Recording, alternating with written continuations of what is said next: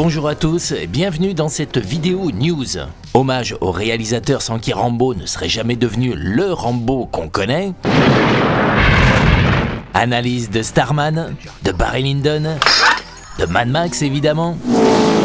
Je fais le point sur les nombreuses vidéos qui vous attendent dans les semaines à venir. Quelques mots également sur le livre Rambo l'exploration et un projet parallèle que je suis en train de mettre en place.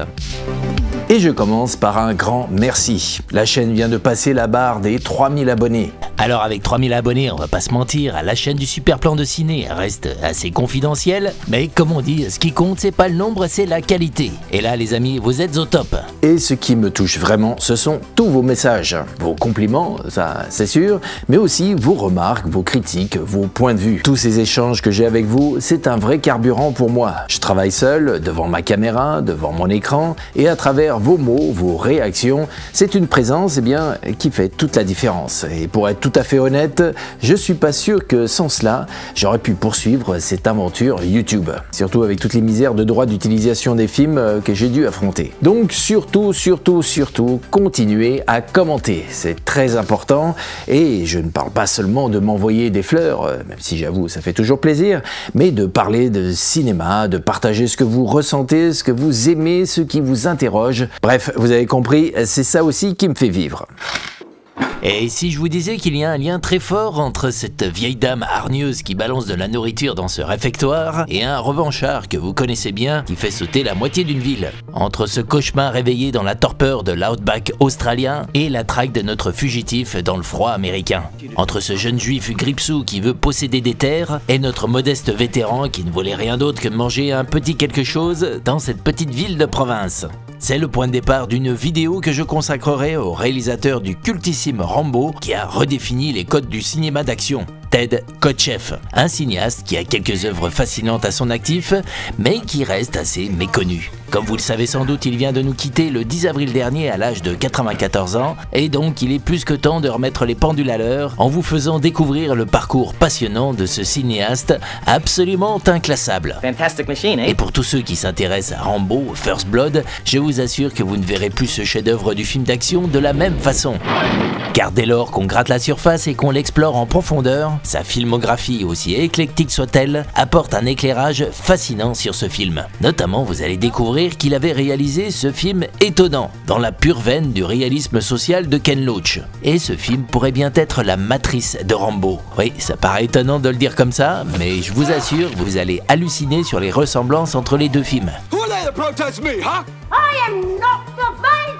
Portrait donc de ce réalisateur caméléon, interdit sur le sol américain pendant 20 ans, qui a fait des débuts à la télévision avec un fait tragique en plein direct, qui a signé un film qui a autant choqué l'Australie qu'influencé ses futurs grands réalisateurs. Et à travers ses œuvres, je prendrai le soin d'analyser le style Kotcheff. Son sens du rythme, de l'action, son penchant pour des histoires avec des personnages en marge, sa recherche de réalisme, autant d'éléments qui expliquent pourquoi il s'est imposé comme le réalisateur idéal pour raconter l'errance et la révolte de ce vétéran devenu mythique. Dans le cadre de mon livre Rambo l'exploration, j'avais tenté de le rencontrer, Ted Kotcheff, de le convaincre pour une interview. Mais à l'époque, il était déjà très affaibli, alors il avait poliment décliné toutes mes propositions. Donc malheureusement, ça sera la deuxième personne à qui ce livre sera dédié, puisqu'il s'ajoute à Conrad Palmisano, coordinateur des cascades, que je devais lui aussi interviewer avant qu'un cancer ne l'emporte. Voilà, j'espère que je vais rapidement terminer ce livre avant que la liste ne s'allonge. Alors justement, un petit mot sur ce livre, plus j'avance, plus il s'étoffe. Je pense que maintenant il fera dans les 400-500 pages. Sa plus grande partie, c'est évidemment le tournage du film, mais il y aura aussi les chapitres consacrés donc à l'écriture du roman, à son long parcours d'adaptation et à sa place très particulière dans l'histoire du cinéma américain. Alors, quand vais-je terminer ce livre? J'espère cet automne. Mais avant, il me reste une dernière étape. Aller là-bas, au Canada, en Colombie-Britannique, à Hope, à Vancouver, là où a été tourné le film. Et donc, c'est ce que je veux faire. Ce voyage aura lieu dans quelques mois, en septembre, et il me permettra de finaliser certains chapitres du livre, de vérifier certaines informations, de rencontrer encore quelques témoins sur place, et surtout, j'en profiterai pour tourner un documentaire. Un documentaire qui sera un complément au livre. Mais pour l'instant, je ne vous en dis pas plus.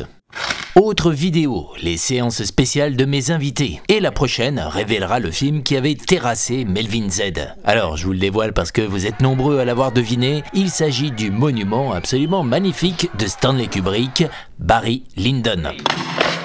Alors on écoutera Melvin qui nous racontera à quel point ce film l'a marqué et je vous proposerai une modeste petite analyse. J'y parlerai de sa beauté formelle évidemment, avec quelle subtilité Kubrick imbrique l'art du 18e dans son langage cinématographique pour transfigurer le film d'époque et en faire une œuvre absolument unique dans l'histoire du cinéma. Mais aussi comment ce qui ressemble à une ode à l'élégance et au raffinement n'est que le masque d'un monde cruel, où sous les perruques et les gestes codifiés se cachent orgueil, vanité, cupidité, hypocrisie, humiliation. Bref, on s'amusera à démasquer tous les faux semblants que le film empile à tous les étages et toucher du doigt sa parabole existentielle. Toujours dans la même vidéo, à la suite de cette review sur Barry Lyndon, on embarquera pour une nouvelle séance pour un nouveau film mystère. Et ça sera au tour de Hugo, de la chaîne YouTube Calmos, de nous raconter sa séance si spéciale. C'est une séance où je suis sorti en me disant je viens de voir un chef-d'œuvre, vraiment. Et ça m'était jamais arrivé. Hey, et moi je suis déjà impatient de vous préparer la vidéo qui parlera de ce chef-d'œuvre. Ensuite, évidemment, vous retrouverez l'analyse de Mad Max, et pour le coup, là, vous me verrez dans la Black on Black. Et oui, j'ai eu la chance dingue de m'asseoir au volant de cette voiture de collection absolument incroyable. La même d'ailleurs qui apparaîtra dans le futur programme d'Arte consacré à la saga Mad Max. Alors, lequel ou lesquels de mes personnages vont avoir la chance d'y embarquer? J'en profite d'ailleurs pour remercier du fond du cœur Max Interceptor et son fidèle copilote Claire. Donc ça, c'est pour très prochainement. Et ensuite, je vous prépare une analyse d'une séquence d'un film de John Carpenter. Pas le plus iconique, mais un film qui m'avait profondément touché quand je l'avais vu. Je pense que j'avais 15 ans ou 16 ans. Starman, film absolument magnifique porté par une idée simple, une entité extraterrestre prend la forme du mari défunt d'une jeune femme encore en plein deuil. Karen Allen y est parfaite dans un jeu tout en retenue et Jeff Bridges est remarquable dans ce rôle d'observateur maladroit et émerveillé. Un road movie qui, à travers cette intelligence étrangère qui découvre notre monde et nos émotions, revisite l'Amérique et interroge notre condition humaine. Un film sur le deuil qui ne sombre jamais dans le pathos ou le romantisme facile. Un film aux lectures multiples, drôles, subtiles, sensibles, où l'extraterrestre expérimente notre corps, nos codes, nos contradictions et livre une vision aussi intelligente et émouvante de notre humanité. Alors j'analyserai justement toute la séquence d'ouverture qui raconte comment il prend forme humaine et rencontre Jenny, le personnage interprété par Karen Allen. Une séquence hyper bien ficelée, vous allez voir comment John Carpenter s'amuse avec les écrans et qui fait un des sauts les plus faramineux de l'histoire du cinéma, de l'infiniment grand à l'infiniment petit, du plus lointain au plus intime.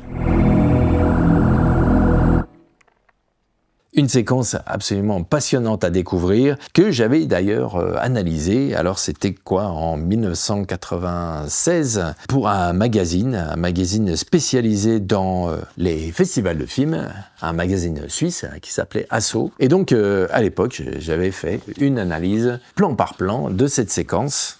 Ça faisait 6 pages quand même. Et d'ailleurs, à l'époque, en 1996, les photos qu'on voit là, en fait, c'est moi qui les avais photographiées. Sur la télé. Photographie, bien sûr, en argentique, évidemment. Bref, Starman, très prochainement. Avoriaz, bah oui, Avoriaz, les vidéos remportent un grand succès sur la chaîne, largement plus que Mad Max d'ailleurs. Et donc, prochain rendez-vous, Avoriaz 74.